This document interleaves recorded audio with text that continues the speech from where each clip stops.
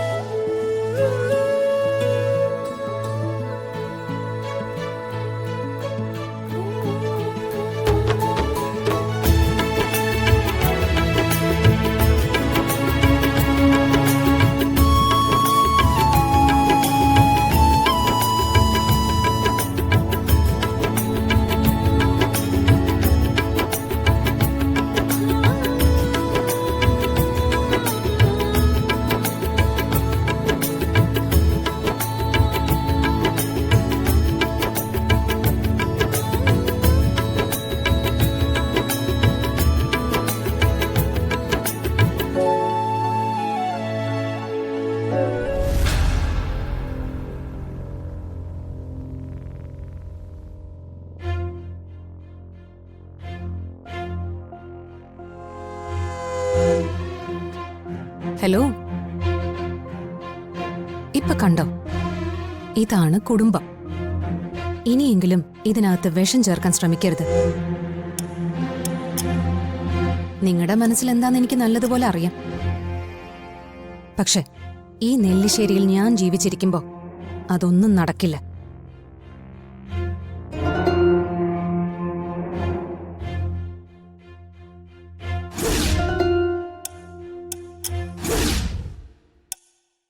നീ ജീവിച്ചിരിക്കുമ്പോ തന്നെ ഞാൻ വിചാരിക്കുന്നതൊക്കെ നടക്കും. എന്നെ ചതിച്ചവന്റെ കുഞ്ഞ് ഈ നെല്ലിശ്ശേരിയുടെ മുറ്റത്ത് കാലുകുത്തില്ല. ഇപ്പോഴത്തെ മധുരം കൊടുക്കലിന്റെ സന്തോഷം മരണ വീടിന്റെ കരച്ചിലാക്കി മാറ്റി ഞാൻ.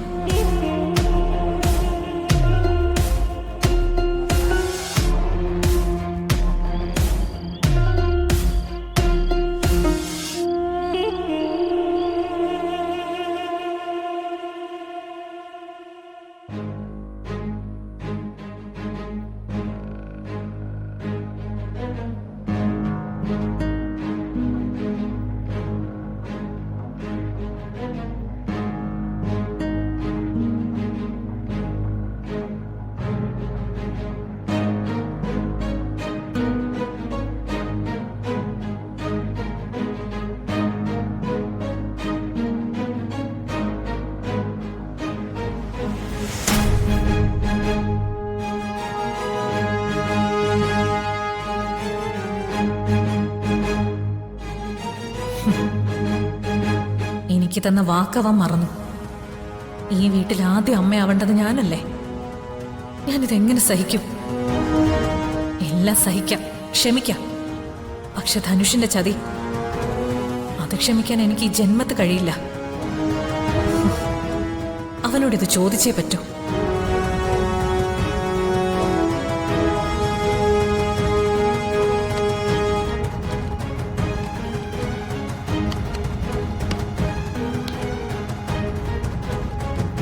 ധനുഷ്,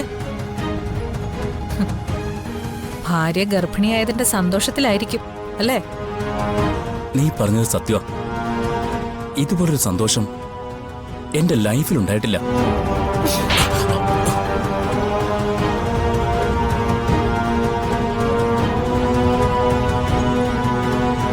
ഈയടി നീ ചോദിച്ചു വാങ്ങിയതാ. ചതിയനാ നീ, കൊടും ചതിയൻ. എന്റെ ചങ്കിൽ ഒരു കത്തി കുത്തി ഇറക്കിയിട്ട് നീ സന്തോഷിക്കുകയാണല്ലേ? ആണുങ്ങളെ തല്ലുന്നത് അത്ര നല്ല ലക്ഷണമൊന്നുമല്ല. അങ്ങനെയുള്ള സ്ത്രീകളെ മറ്റു സ്ത്രീകൾക്ക് പോലും ഇഷ്ടമല്ല. തൽക്കാലം നീ ചെയ്തത് ഞാനങ്ങ് ക്ഷമിച്ചു. കാരണം നീ പറഞ്ഞതുപോലെ എനിക്കിന്ന് സന്തോഷമുള്ളൊരു ദിവസം തന്നെയാ. പക്ഷെ അത് എന്റെ മാത്രം സന്തോഷമല്ല, ഈ കുടുംബത്തിന്റെ മുഴുവൻ സന്തോഷമാ. ഇനി നീ ഒരക്ഷരം മിണ്ടിപ്പോരുത്. പണ്ട് നീ ഇതുപോലൊരു സന്തോഷം എനിക്കും തന്നിരുന്നു. അത് അധികം നാൾ നീണ്ടു നിന്നില്ല. അന്ന് എന്റെ സങ്കടം കണ്ട് സഹിക്കാനാവാതെ നീ എന്നെ ആശ്വസിപ്പിച്ചു. എന്നിട്ട് എനിക്കൊരു വാക്ക് തന്നത് നീ ഓർക്കുന്നുണ്ടോ? നമ്മുടെ കുഞ്ഞിനെ ഇല്ലാതാക്കിയവരോട് പകരം ചോദിക്കുന്ന അന്ന് നീ പറഞ്ഞു. നമ്മുടെ ജീവിതത്തിൽ ഇനിയും കുഞ്ഞുങ്ങൾ ഉണ്ടാവുമെന്ന് പറഞ്ഞ് നീ എന്നെ മോഹിപ്പിച്ചു. എന്നിട്ട് ഇപ്പൊ നീ എന്താ ചെയ്തേ? ഞാൻ ആഗ്രഹിച്ച നീ അവക്ക് കൊടുത്തു. ഇതെനിക്ക് സഹിക്കാൻ പറ്റുന്നില്ല. നീ ഒരു കാര്യം മനസ്സിലാക്കണം. പഴയ ധനുഷല്ല ഞാനിപ്പോ. അന്ന് എനിക്ക് ചുറ്റിലും ആരും ഉണ്ടായിരുന്നില്ല. ബന്ധങ്ങളുടെ വില എനിക്കറിയില്ലായിരുന്നു. പക്ഷെ ഇന്ന് അങ്ങനെയല്ല. ഇപ്പൊ ഞാൻ അനുഭവിക്കുന്ന സന്തോഷം അത് നിനക്ക് പറഞ്ഞാൽ മനസ്സിലാവില്ല. സ്നേഹമുള്ളൊരു ഭാര്യ, അച്ഛൻ, ഏട്ടന്മാർ, ബന്ധുക്കൾ, അങ്ങനെ ഒരുപാട് പേരെന്റെ ചുറ്റിലുമുണ്ട്. ഇതൊക്കെ എന്റെ ലൈഫിൽ ആദ്യമായിട്ടാ. അങ്ങനെ എന്റെ നെഞ്ചി തീ കോരിയിട്ടിട്ട് നീ സന്തോഷിക്കണ്ട. ഇപ്പൊ നീ അനുഭവിക്കുന്ന സന്തോഷങ്ങളെല്ലാം എന്റെ ദയാ, എന്റെ ദാനോ. അത് നീ മറക്കരുത്. എന്റെ ലൈഫിൽ ഉണ്ടാവാത്ത ഒരു സന്തോഷവും നിന്റെ ലൈഫിൽ ഉണ്ടാവാൻ ഞാൻ സമ്മതിക്കില്ല. എനിക്ക് നീ ഇപ്പൊ ഒരു വാക്ക് തരണം. എന്തു വാക്ക്? ആ കുഞ്ഞ് ഈ ഭൂമിയിൽ ജനിക്കാൻ പാടില്ല. സ്നേഹയുടെ വയറ്റി വെച്ച് തന്നെ ആ കുഞ്ഞിനെ ഇല്ലാതാക്കണം. ആ വാക്ക് നീ പാലിക്കാൻ വേണം. നീ ഇത് പറയുന്ന എനിക്കറിയായിരുന്നു. പറയുക മാത്രമല്ല, നീ ഇതിനേക്കാൾ വലിയ ക്രൂരതകൾ പ്രവർത്തിക്കുകയും ചെയ്യും. എനിക്കറിയാതെ. അതുകൊണ്ട് ഇത് കേൾക്കുമ്പോഴൊന്നും എനിക്ക് അത്ഭുതമൊന്നുമില്ല. നീ എന്നെ പരിഹസിക്കാണോ? നീ ഇപ്പൊ പറഞ്ഞ നെറുകേടിന്റെ ആഴം എത്ര വലുതാണെന്ന് നിനക്കറിയോ? ഒരു കുടുംബത്തിന്റെ മുഴുവൻ സന്തോഷത്തിന്റെ അടിവേരി അറക്കുന്ന കാര്യമാണ് നീ ഇപ്പൊ പറഞ്ഞത്. നീ കൊല്ലാൻ പറഞ്ഞത് എന്റെ കുഞ്ഞിനെയാ. നിന്റെ കുഞ്ഞ് എന്നു മുതലാ നിനക്ക് നിന്റേതെന്നൊക്കെ പറയാനുള്ളത് ഉണ്ടായി തുടങ്ങിയത്? സ്നേഹ നീ വിവാഹം കഴിച്ചത് പോലും നമ്മുടെ ലക്ഷ്യങ്ങൾക്ക് വേണ്ടിയെന്ന് പറഞ്ഞ നീ എന്നെ വിശ്വസിപ്പിച്ചത്. എന്നിട്ട് എന്റെ ശത്രുവിന്റെ സഹായത്തോടെ നീ ശാന്തി മുഹൂർത്തം ആഘോഷിച്ചു, എന്നെ തോൽപ്പിച്ചു.